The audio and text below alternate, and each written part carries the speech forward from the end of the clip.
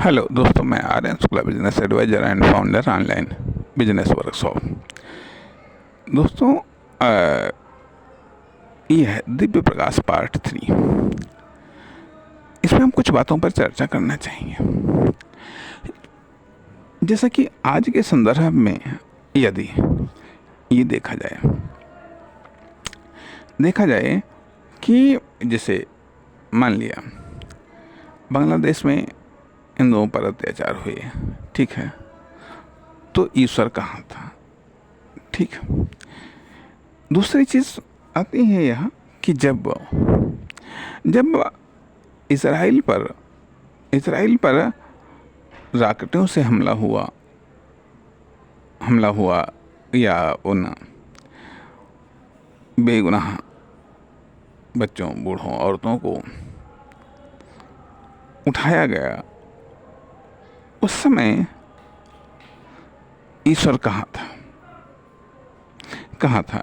या मान लिया जब यूक्रेन पर हमला हो रहा, आखिरकार यूक्रेन के वासी भी चाहे ईश्वर को मानते हों या अल्लाह को मानते हो, किसी न किसी को तो मानते होंगे, तो आखिरकार तब वो अल्लाह या ईश्वर कहाँ था?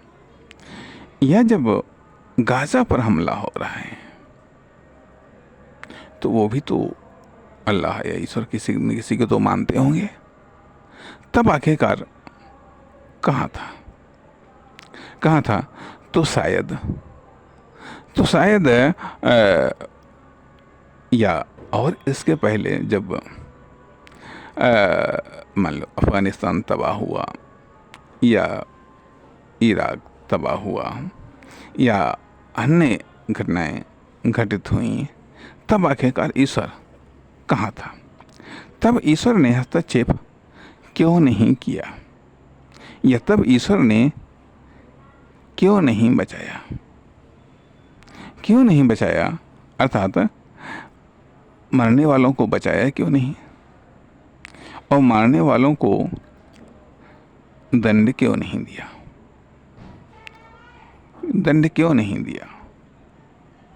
कोरोना काल में ये आरोप लगे कि चीन से कोरोना फैलाया गया, जिसमें लाखों लोग मारे गए, तो आखिरकार ईश्वर ने इनको बचाया क्यों नहीं? ये सब किसी न किसी को मानने वाले थे। ये चीन को दंड क्यों नहीं दिया गया? ईश्वर ने क्यों नहीं दिया? इससे तो ये बात साबित होती है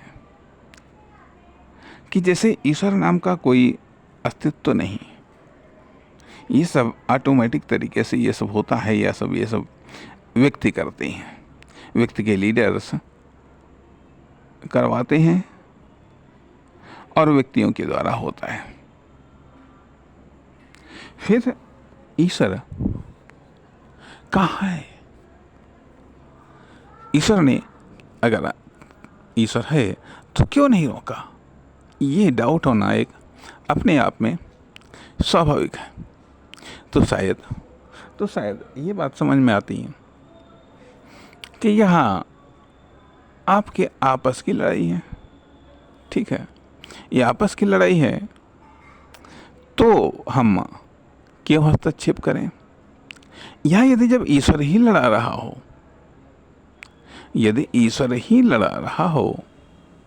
तो वह क्यों रोके? कहने का अर्थ यह है कि यदि ईश्वर ही एक के द्वारा दूसरे को मार रहा हो, तो क्यों रोके? वो एक के द्वारा दूसरे को नष्ट कर रहा हो, तो वह क्यों रोके? एक के द्वारा दूसरे को यदि वो सजा दे रहा हो, दंड दे रहा हो, तो वह क्यों रोके?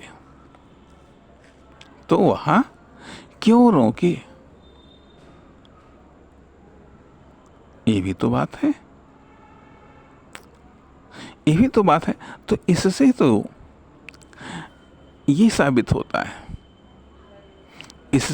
साबित होता है कि जो कुछ भी हो रहा है वो बिना ईश्वरी मर्जी के नहीं हो रहा, वो बिना ईश्वरी मर्जी के नहीं हो रहा। अर्थात जो कुछ करता है वह ईश्वर है, जो कुछ करता है वह ईश्वर है। ईश्वर है तो सवाल ये भी उठता है, सवाल ये भी उठता है तो क्या सारे के सारे कार्य ईश्वर करता है, या फिर ईश्वर कार्यों की समीक्षा करता है? क्या आखिरकार ईश्वर करता है? क्या आदमी के अधिकार में है, क्या आदमी के कर्तव्य में है, क्या उसे करना चाहिए, क्या नहीं करना चाहिए? अर्थात व्यक्ति अपनी अनुभूतियों या अपने अतीत से या अपने अनुभव से या अपनी पिछली जिंदगी से विवश होता है एक चीज़। दूसरी चीज़ है वो अपनी आवश्यकताओं, ज़रूरतों से विवश होता है। तीसरी चीज़ लीडर्स के प्रेशर से विवश होता है। चौथी चीज़ संभावनाओं के आकर्षण से वह आकर्षित होता है। इस प्रकार से वह कर्म करता है, इस प्रकार से वह कर्म करता है। और जब कर्म करता है, कर्म अच्छे बुरे सही गलत कुछ भी हो सकते हैं, कुछ भी हो सकते हैं। तो सवाल ये उठता है, चिंतन इस बात पर हो रहा है कि आखिरकार ये सब विनाश के दौरान, चाहे ईश्वर हो, अल्लाह हो, कोई भी हो, क्यों नहीं हस्तक्षेप करते हैं? क्यों नहीं हस्तक्षेप करते हैं?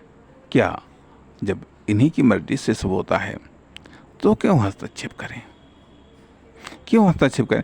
तो फिर तो इस हिंसा और अहिंसा के चिंतन में नहीं पड़ना चाहिए। यह संसार की गतिविधियां हैं, ये संसार के परिवर्तन हैं, ये संसार के परिवर्तन हैं।